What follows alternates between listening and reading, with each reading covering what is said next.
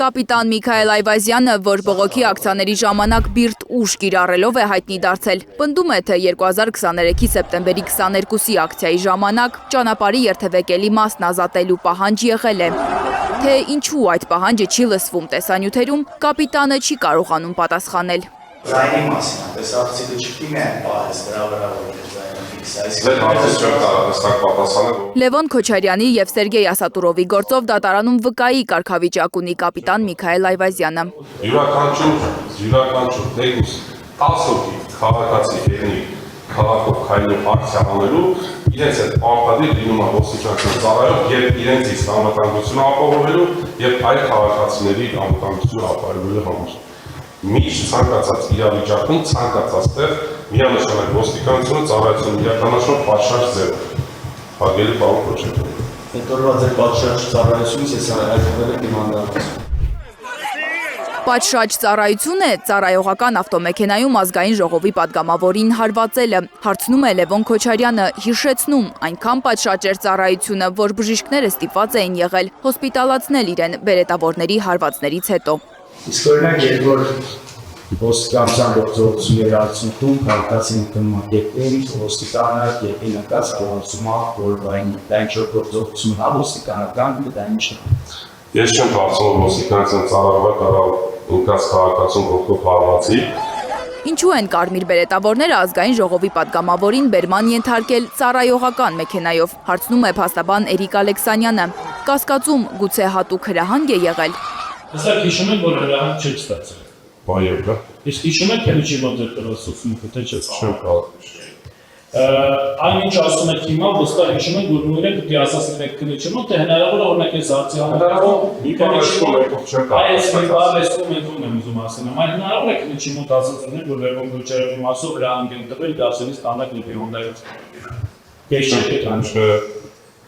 բացառում եք, որ նման բառ ասած եք քննիչի մոտ։ Ես ասած լինեմ։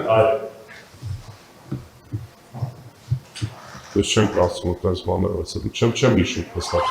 Գազելում տեղ չի եղել Լևոն Քոչարյանի համար, վերջապես հիշում է կարմիր բերետավորն ու այդպես պատճառաբանում Քոչարյանին ծառայողական մեքենա նստեցնելը։ Այլ բան է հիշում փաստաբանը, պատգամավորին բերման ենթարկելու պահին լիովին դատարկ է եղել ոստիկանական գազելը։ Եթե գազելը դատարկ է եղածել լինի, հաստատ մի հոգու համար մեքենայի մեջ կարող մինիմում 3 հոգի նստել, պլյուս մի 3 ոստիկան որպեսզի անվտանգ լինի, այսինքն այդ գազելի մեջ ասեն, իսկ հնարավոր չի լինի, նորից ինչ-որ մարդ տեղավորել, հա,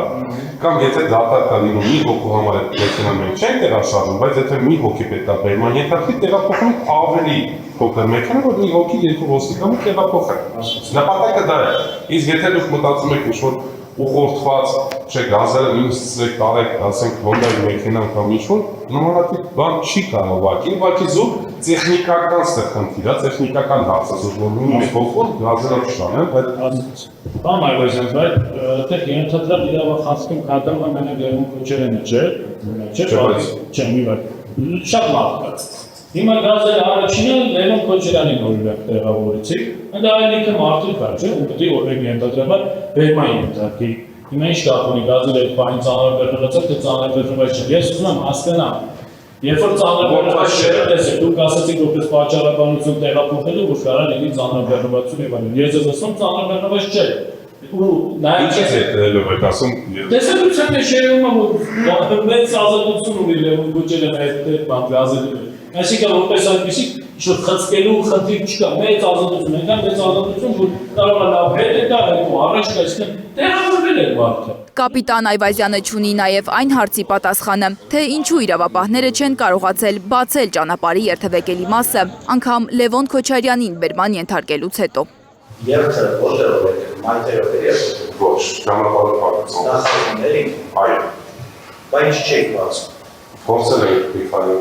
Այդ երթը գիտեք այդ ինչքան աշխատանք։ Ոչ մի ոստիկան ոչ մի հասցեա, ոչ մի տեսա։ Ըստ բարույթի նյութերի այդ երթը